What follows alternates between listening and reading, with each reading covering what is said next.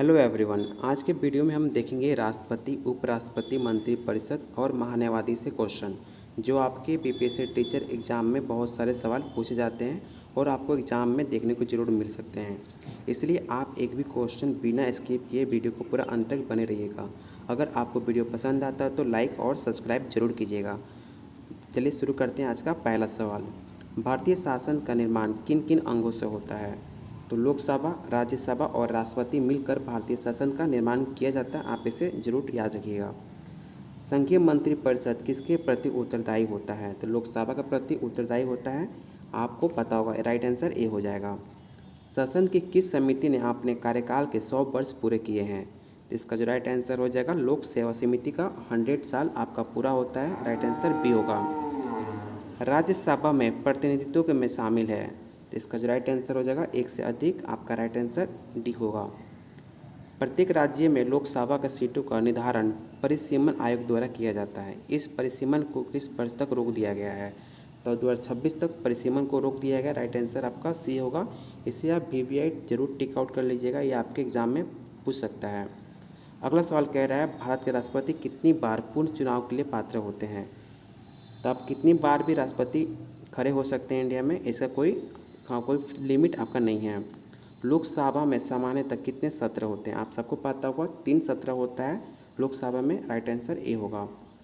लोकसभा में कम से कम कितने सत्र बुलाए जाते हैं? तो अभी हमने पढ़ा वर्ष में 3 बार ही बुलाए जाते हैं सदन। राइट आंसर आपका बी हो जाएगा। द्रौपदी मुर्मू क्या है? तो हम सबको पता है कि राष्ट्रपति हैं भारत के, लेकिन कितने नंबर पे? तो 15वें राष्ट्रपति हैं। आप इसे याद रखिएगा, ये आपके एग्जाम में पूछ सकता है कि द्रौपदी मुर्मू आप भारत के कितनी राष्ट्रपति हैं। भारतीय संसदीय समूह की स्थापना कब की गई थी? तो 1949 में की गई थी। राइट आंसर आपका बी होगा। अगला सवाल कह रहा है किस अनुच्छेद के अनुसार संसद की संयुक्त बैठक होती है? तो अनुच्छेद 108 के अंतर्गत आपका ये बैठक होती है। राइट आंसर सी होगा। निम्नलिखित में कौन सी एक संसद की सबसे बड़ी समिति है? तो इसका जो राइट आंसर होगा ऑप्शन बी, प्रकरण समिति बी। राइट आंसर हो जाएगा। सामान्यतः सभी महत्वपूर्ण निर्णय लिए जाते हैं, तो किसके द्वारा लिया जाता है? इसका जो राइट आंसर आपका हो जाएगा सी। आपका राइट आंसर होगा। स्पीकर पदेन अध्यक्ष कौन होता है? तो कानून समिति का अध्यक्ष ही कहलाता है स्पीकर पदेन का अध्यक्ष। राइट आंसर सी हो जाएगा। उपराष्ट्रपति का सेवाकाल होता है, तो आप सबको पता होगा 5 वर्ष तक ही इनका सदन चलता है। उपराष्ट्रपति का सेवाकाल 5 वर्ष तक होता है। उपराष्ट्रपति को पदावधि पूर्ण होने से पूर्व अपने पद से हटाया जा सकता है। तो राज्यसभा अगर चाहे तो उपराष्ट्रपति को उनके पद से हटाया जा सकता है। राज्यसभा के सदस्य चुने जाने के लिए किस व्यक्ति को निर्धारित न्यूनतम आयु क्या है? तो 30 वर्ष है आप राज्यसभा का सदस्य चुनने के लिए, और MP के लिए आपका एज मिनिमम 25 वर्ष होना चाहिए। अगला सवाल कह रहा है आपका राष्ट्रपति और मंत्रिमंडल का मध्य के प्रमुख कड़ी कौन से होता है? तो प्रधानमंत्री होते हैं। आपके राइट आंसर ए होगा। संविधान के अनुच्छेद 113 के अनुसार वार्षिक बजट में कितनी अनुदान की मांगें संसद में पेश की जाती है? तो 109 आपका राइट आंसर हो जाएगा ऑप्शन ए। क्वेश्चन 20 कह रहा है निम्नलिखित में कौन सा संसदीय समिति कार्यपालिका को नियम विनियम बनाने के लिए प्रयोजित शक्ति से संबंधित है? तो इसका जो राइट आंसर हो जाएगा ऑप्शन बी, अधीनस्थ विधान पर समिति। राइट आंसर होगा। इनमें से कौन 15वें वित्त आयोग के सदस्य नहीं है? तो आपका राइट आंसर हो जाएगा सुदीप्तो मुंडले आपके 15वें वित्त आयोग के सदस्य नहीं हैं। राष्ट्रपति को उसके कार्यकाल को समाप्ति से पूर्व किसके सुझाव पर हटाया जा सकता है? तो संसद के दोनों सदन अगर चाहे तो राष्ट्रपति को उनके कार्यकाल के समाप्ति से पहले उनको हटाया जा सकता है। क्वेश्चन 23 कह रहा है भारत के राष्ट्रपति को उसके पद से हटाया जा सकता है। तो अभी हमने पढ़ा अगर MP चाहे इंडिया का दोनों सदन मिलकर तो भारत के राष्ट्रपति को हटाया जा सकता है उनके पोस्ट से। राष्ट्रपति द्वारा राज्यसभा के लिए कितने सदस्य मनोनीत किए जाते हैं? तो 12 सदस्य किए जाते हैं। आप इसे VVI टिक आउट कर लीजिए, यह सवाल आपका पूछा हुआ सवाल है। राज्यसभा में निम्न राज्यों में सीटों के उचित आरोही क्रम में चुने। तो इसका जो राइट आंसर हो जाएगा ऑप्शन सी। सबसे ज़्यादा सीट अगर आपको देखने को मिलता है तो उत्तर प्रदेश, फिर महाराष्ट्र, फिर तमिलनाडु, बिहार, आपका ऐसे राइट आंसर हो जाएगा। राज्यसभा के संबंध में निम्नलिखित में घटनाओं पर आपको विचार करना है।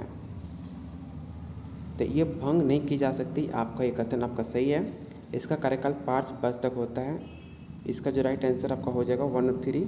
तो प्रत्येक वर्ष में 2 वर्ष इसके 1/3 सदस्यों का कार्यकाल समाप्त हो जाता है, ये आपका सही है। इसलिए इसका जो राइट आंसर हो जाएगा ऑप्शन सी आपका राइट आंसर होगा। राज्यसभा में होते हैं तो कितने सदस्य आपके होते हैं आपको बताना है। तो इसका जो राइट आंसर आपका हो जाएगा 250 सदस्य, जिनमें से 12 सदस्य भारत के राष्ट्रपति द्वारा मनोनीत किए जाते हैं। इसे आप याद रखिएगा। अगला सवाल कह रहा है राज्यसभा में निर्वाचित सदस्यों की संख्या अधिकतम कितनी होती है। तो अधिकतम आपको 238 होती है, राइट आंसर बी होगा। राज्यसभा की लोकसभा के समान क्षमता कितने क्षेत्र में है। तो संविधान के संशोधन करने के बाद आपका राइट आंसर बी हो जाएगा। संविधान में 9वीं अनुसूची को पुनः स्थापित किया गया था। तो जवाहरलाल नेहरू के कार्यकाल में ये 9वीं अनुसूची फिर से स्थापित किया गया था, राइट आंसर आपका ए हो जाएगा। अगला सवाल कह रहा है भारत का महान्यायवादी किसके द्वारा नियुक्त किया जाता है।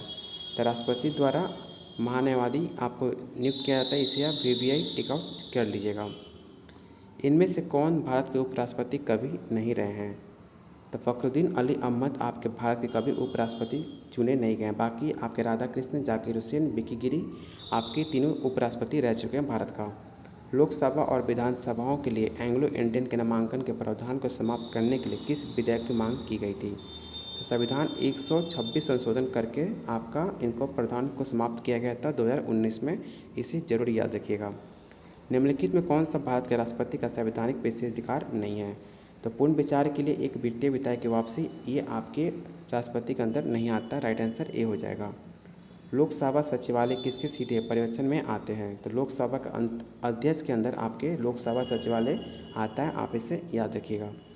भारत के उपराष्ट्रपति का चुनाव किसके द्वारा किया जाता है। तो आप सबको पता होगा संसद के दोनों सदनों के सभी सदस्य चाहे निर्वाचित हो या मनोनीत हो, इसका राइट आंसर बी हो जाएगा। अगला सवाल कह रहा है वार्षिक वित्तीय विवरणों को एवं वित्त विधायक शासन में इनके क्रमशः किस अनुच्छेद के तहत पेश किया जाता है। इसका जो राइट आंसर हो जाएगा ऑप्शन डी। भारत के संचित निधि के भुगतान किसके अनुमोदन द्वारा किया जा सकता है। तो भारतीय शासन के द्वारा किया जा सकता है, आपका राइट आंसर बी हो जाएगा। भारतीय संविधान के अनुच्छेद 110 के अनुसार धन विधेयक की परिभाषा में क्या सम्मिलित है। तो इसका जो राइट आंसर होगा ऑप्शन ई राइट आंसर हो जाएगा। कटौती प्रस्ताव का उद्देश्य क्या होता है। तो इसका जो राइट आंसर होगा ऑप्शन ई आपका राइट आंसर हो जाएगा, क्योंकि इसमें एक से ज़्यादा है, इसलिए इसका राइट आंसर ई होगा। भारत के राष्ट्रपति के चुनाव मंडल में कौन कौन सम्मिलित होते हैं। तो आप सबको पता होगा संसद के दोनों सदनों एवं सभी निर्वाचित सदस्य एवं राज्य विधानसभाओं के सभी निर्वाचित सदस्य शामिल होते हैं भारत के राष्ट्रपति चुनाव मंडल में। अगला सवाल कह रहा है भारत में राष्ट्रपति का चुनाव किया जाता है। तो एकल हस्ताक्षरीय मंच प्रणाली द्वारा भारत में राष्ट्रपति का चुनाव होता है। भारत में दंड विधेयक का कौन पारित करता है। तो अध्यक्ष, जो लोकसभा का अध्यक्ष होते हैं ओम बिरला, फिलहाल अभी आपके लोकसभा अध्यक्ष के स्पीकर ओम बिरला, आप इसे याद रखिएगा। भारत में प्रधानमंत्री बनने हेतु व्यक्ति को न्यूनतम आयु कितनी होनी चाहिए। तो आप सबको पता होगा 25 वर्ष न्यूनतम आयु होनी चाहिए भारत में प्रधानमंत्री बनने के लिए। भारतीय संविधान का निम्नलिखित में कौन सा अनुच्छेद भारत के राष्ट्रपति को महाभियोग प्रक्रिया से संबंधित है। तो आर्टिकल 61 आपका राइट आंसर हो जाएगा। किस विधेयक पर भारत के राष्ट्रपति अपने निषेधाधिकार का प्रयोग कर सकते हैं। तो गैर धन विधेयक पर आपके राष्ट्रपति इस पर प्रयोग कर सकते हैं, राइट आंसर बी हो जाएगा। अगला सवाल कह रहा है सर्वोच्च न्यायालय के न्यायाधीशों की संख्या में वृद्धि की जा सकती है। तो MP द्वारा बढ़ोतरी की जा सकती है संख्या में, राइट आंसर डी होगा। सदन के संयुक्त सत्र की अध्यक्षता कौन करता है। तो लोकसभा का अध्यक्ष करता है, राइट आंसर सी होगा। निम्न में कौन MP के दोनों सदनों के संयुक्त बैठक की अध्यक्षता करता है। तो लोकसभा का अध्यक्ष ही, राइट आंसर आपका डी हो जाएगा। संविधान द्वारा केंद्र सरकार का कार्यपालिका शक्ति निहित की गई है। तो राष्ट्रपति में की गई है, राइट आंसर बी होगा। सरकार की संसदीय व्यवस्था के विषय में निम्नलिखित में कौन सा व्यक्तित्व सही है। तो इसका जो राइट आंसर हो जाएगा ऑप्शन ई हो। भारतीय राजनीतिक व्यवस्था में कार्यपालिका देश अधीन रहकर कार्य करती है। तो विधान पालिका के अंदर आपका काम करती है, बी राइट आंसर होगा। भारत के राष्ट्रपति का आदेश जारी करने की शक्ति है। तो विधायी शक्ति आपका ए राइट आंसर होगा। संसद की राज्य सूची में किस मामले में संबंध में कानून बनाने की शक्ति बशर्ते यह है कि राष्ट्रीय हित में होनी चाहिए, तब उस पर कानून बन सकता है, राइट आंसर बी होगा।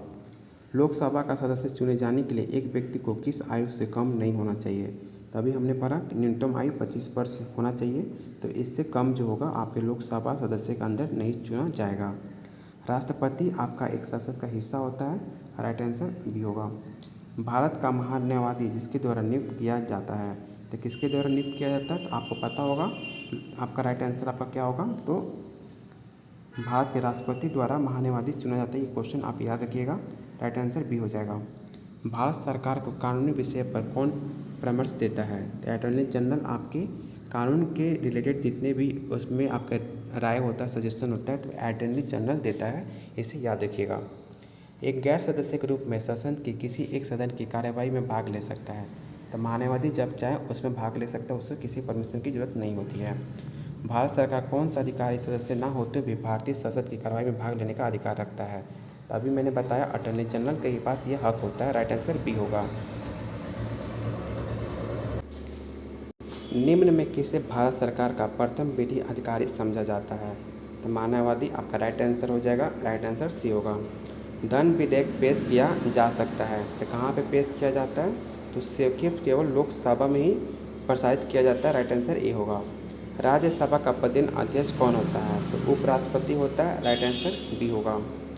भारत के प्रधानमंत्री किसके प्रति जवाबदेह हैं, तो लोकसभा में प्रधानमंत्री जवाबदेही होते हैं। राइट आंसर सी होगा।